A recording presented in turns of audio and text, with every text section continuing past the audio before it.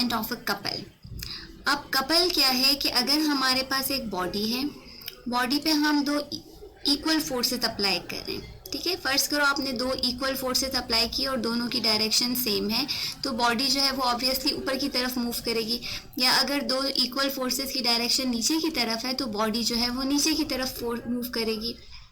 लेकिन अगर हम दो इक्वल फोर्सेस अप्लाई करते हैं लेकिन इनकी डायरेक्शन ऑपोजिट हो, इस केस में क्या होगा कि बॉडी अगर एक फिक्स्ड पॉइंट से जुड़ी हुई होगी, तो ऐसे केस में जब हम इस पे दो equal and opposite forces apply करेंगे तो ये बॉडी रोटेट होना शुरू हो जाएगी, जैसे एक व्हील के केस में होता है।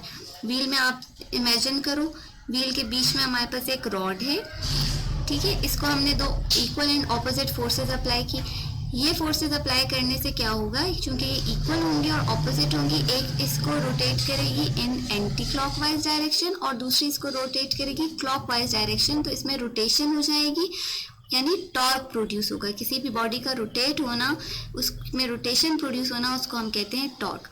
और ऐसा ये जो कपल बन गया जिसने मिलके इस बॉडी को रोटेट किया, इसको हम कहते हैं मोमेंट ऑफ द कपल।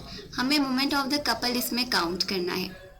दिया हुआ है what is the moment of the couple of 10 newton acting at the extremities of a rod 5 metre long. यहाँ पर एक रॉड है जिसकी लेंथ है 5 मीटर और इसकी एक्सट्रीम्स पे जो है वो फोर्सेस अप्लाई हो रही हैं 10 न्यूटन की। 10 न्यूटन यहाँ अप्लाई हो रहा है और 10 न्यूटन जो है वो यहाँ अप्लाई हो रहा है। कपल किस तरह से बैलेंस होगा, कपल इसका कितना बनेगा, ठीक है। इस पॉइंट को हम लेते हैं ए, ये है ओ और ये है बी। एक बात याद रखिए कि मोमेंट ऑफ द कपल जो होता है वो इक्वल, वो हमारे पास होता है टॉर्क। मोमेंट ऑफ कपल असल में होता है क्या है, टॉर्क। सो टॉर्क जो है वो हमारे पास किसके इक्वल है, force into d. Force is equal to 10 newton और डिस्टेंस जो है यहाँ पर वो हमारे पास क्या है, किसी भी एक पॉइंट से आप ले लो डिस्टेंस, तो डिस्टेंस हमारे पास टोटल है 5।